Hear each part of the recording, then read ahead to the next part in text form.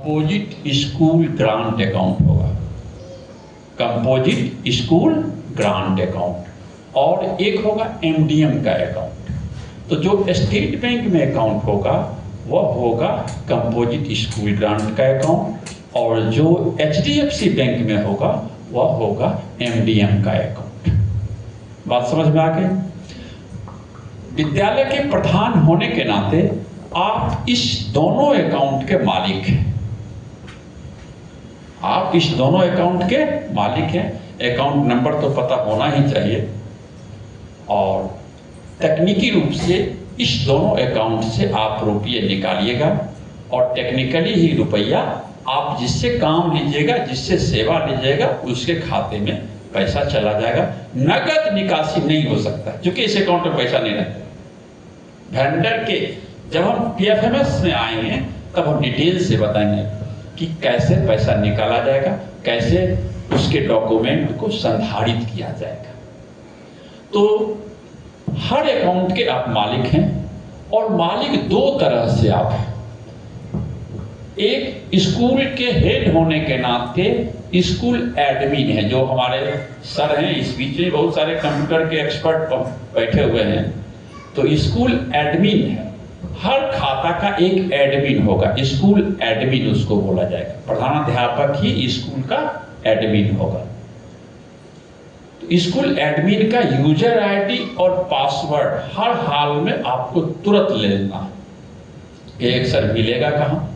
अपने साथी से बात कीजिएगा, नहीं होगा तो बीआरसी के डाटा ऑपरेटर आपको सीएसजी का यूजर आईडी और पासवर्ड देगा, और एमडीएम का बीआरपी जो है एमडीएम खाता का यूजर आईडी और पासवर्ड आपको एडमिन वाला देगा। एडमिन का जो एक यूजर आईडी और पासवर्ड होगा वो कौन देगा आपको? एमडीएम का एमडीएम बीआरपी, और सीएसजी का बीआरसी में जो डाटा ऑपरेटर होगा वो।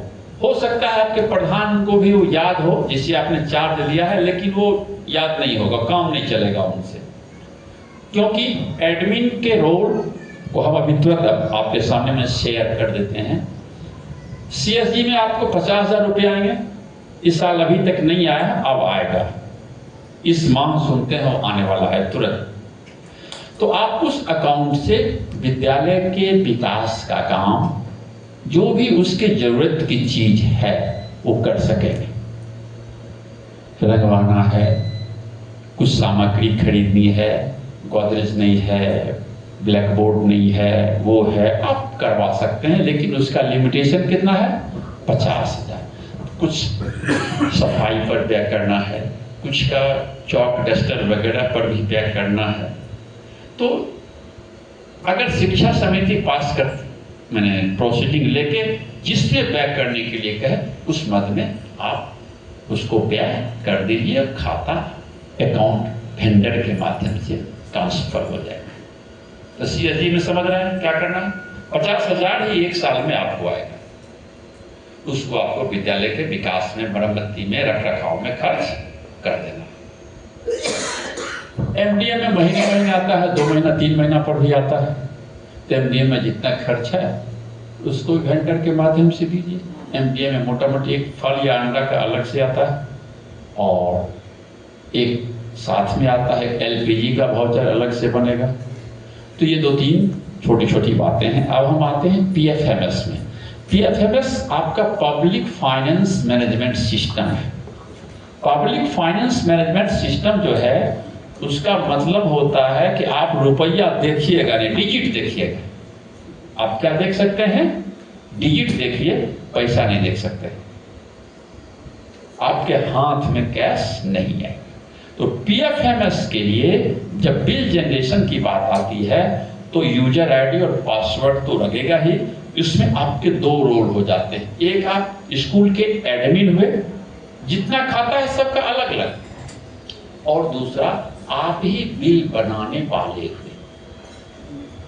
स्कूल का एडमिन भी हेडमास्टर होने के नाते आप हैं, और बिल चूंकि आप खर्च आप करते हैं, आप ही बिल बनाइए। मतलब मेकर। बिल्कुल सही, जिसको मेकर कहा जाता है, और पीएफएमएस की भाषा में डाटा ऑपरेटर कहा जाता है। तो आप डाटा ऑपरेटर समझें अपने आप को, मेकर समझें आपको, किरानी समझे जो बिल बना देता है। दोनों रोल आपका है, स्कूल एडमिन का रोल है और डाटा ऑपरेटर का रोल है आप ही का। इसमें एक और आदमी की जरूरत होती है, डाटा अप्रूवर का। बिल जब बन जाएगा तो बिल को पास कौन करेगा? बिल को पास करने वाला होना चाहिए ना। तो बिल को पास करेगा आपका विद्यालय शिक्षा समिति का सचिव, जिसे हम डाटा अप्रूवर कहते हैं। उसका भी यूजर आईडी और पासवर्ड होता है। तो जब आप एडमिन हैं तो इन दोनों की बहाली आप ही कर सकते हैं। आप डाटा ऑपरेटर को बना सकते हैं, आप डाटा अप्रूवर को बना सकते हैं। सिर्फ तब बनाइएगा जब आपके पास स्कूल के एडमिन का यूजर आईडी और पासवर्ड होगा।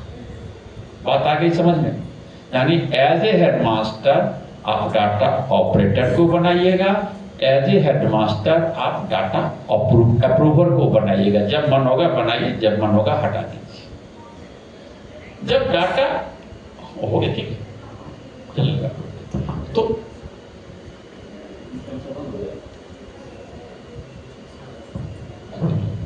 तो जब स्कूल के आप एडमिन हैं तो आप अपने यूजर पीएफएमएस में चलेंगे। नेट थोड़ा सा गायब है, हम लोग आपस में चर्चा ही कर लेते हैं।